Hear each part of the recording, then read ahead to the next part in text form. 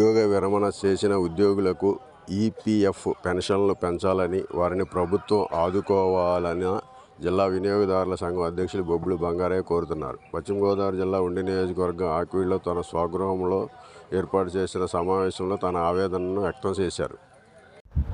నా పేరు బొబ్బులి బంగారయ్య.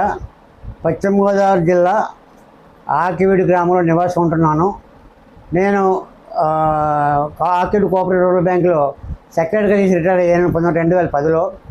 అదేవిధంగా నేను వినియోగదారుల సంఘాలకి రాష్ట్ర సహాధ్యక్షులుగా కూడా ఉంటున్నాను. అంతేకాకుండా నేను 1985లో ఆ ప్రాంతాల్లో కోఆపరేటివ్ రూరల్ బ్యాంక్ ఎంప్లాయీస్ యూనియన్కి రాష్ట్ర అధ్యక్షుడిగా కూడా పనిచేశాను. మరి కోఆపరేటివ్ ఎంప్లాయీస్ యూనియన్ కోసం నిరంతరం పోరాడి కృషి చేసి వాళ్ళ హక్కుల కోసం ఎంతో కృషి చేశాను. నేను రిటైర్ అయ్యి 15 ఏళ్ళు అయింది. నాకు వచ్చే పెన్షన్ 1500.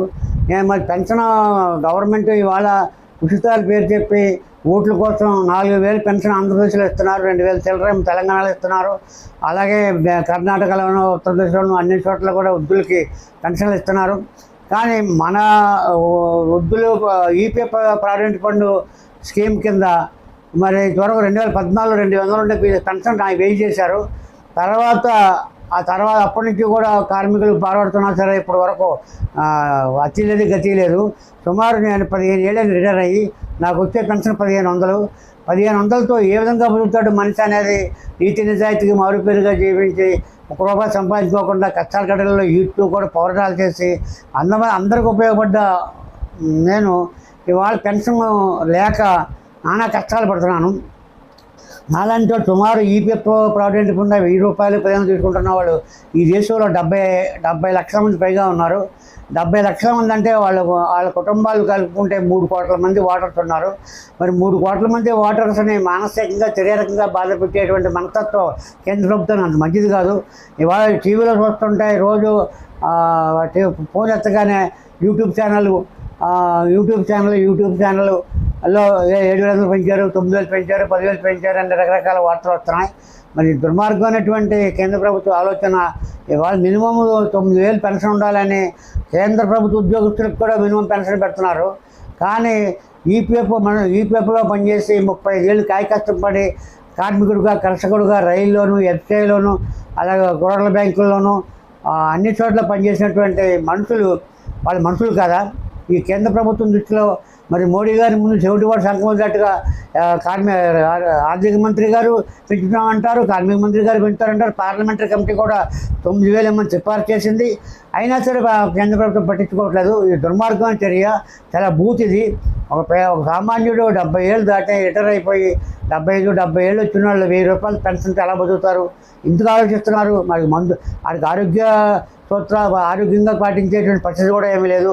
కాబట్టి మరి దుర్మార్గమైనటువంటి ఆలోచనలు మాని కేంద్ర ప్రభుత్వం ఇప్పటికైనా కళ్ళు తెరిచి మరి మేము 15 ఏళ్ళ నుంచి పోరాడుతుంటే పోరాటం కూడా చెవిటి వారి ముందు చంకొదినట్టుగానే అయిపోతాం తప్ప మా బాధలు, మా కష్టాలు ఎవరు పట్టించుకోవట్లేదు.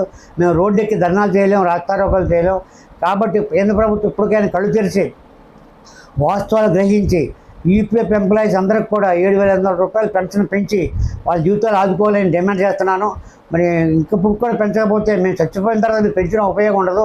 మేము బతుకుండగా మాకు పెంచి అదేవిధంగా ఈ యొక్క ఆరోగ్య సదుపాయాలు కూడా కల్పించి మరి మమ్మల్ని ఆదుకోవాలి. నాకు 73 ఏళ్ళ వయసు. 73 ఏళ్ళ వయసులో నాకు వచ్చే పెన్షన్ 1500 ఎలా బతుకుతాం? మేము కుటుంబం 4 బతకాలి. మరి అదే గవర్నమెంట్ పెన్షన్ పెట్టుకుందామంటే మీకు ఆ పెన్షన్ వస్తుంది కదా, ఈ పెన్షన్ వస్తుంది కదా, మీకు ఎందుకు అడుగుతున్నారు? కాబట్టి మరి చాలా దుర్మార్గమైన చర్య. ₹1000 పెన్షన్తో, ₹10,000 పెన్షన్తో 70 లక్షల మంది ఈ భారతదేశంలో బతుకుతున్నారు. కన్నీరు మున్నీరు గెలిపిస్తున్నారు. ఎన్నో ధర్నాలు రాస్తారు, ఒకళ్ళు చేస్తున్నారు. ఎన్నో కమిటీలు రోజు వెళ్ళి నిర్మలా సీతారామన్ గారినే ఒక ఆర్థిక మంత్రి, కార్మిక మంత్రి కలుపుతున్నారు. కానీ ఏమి పంచుకోవట్లేదు. కాబట్టి దుర్మార్గమైన ఆలోచనలు మానేసి మేము 3 కోట్ల మంది ఓటర్లో ఉన్నాం.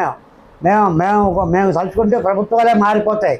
కానీ మాకు అటువంటి ఆలోచన ఉండవు. కాబట్టి మరి వాళ్ళు వచ్చే గవర్నమెంట్ కూడా ఆలోచించి, మోడీ గారు సుదీర్ఘంగా ఆలోచించి, న్యాయంగా ఆలోచించి, ధర్మంగా ఆలోచించి ఈ పేదవాళ్ళకి ఈపీఎఫ్ పెన్షన్ వచ్చేవాళ్ళకి 1000 వచ్చే 1500 వచ్చేవాళ్ళకి కనీస పెన్షన్ ₹7,500 సుప్రీంకోర్టు కూడా ఆదేశాలు ఇచ్చింది, అయినా పట్టించుకోవట్లేదు.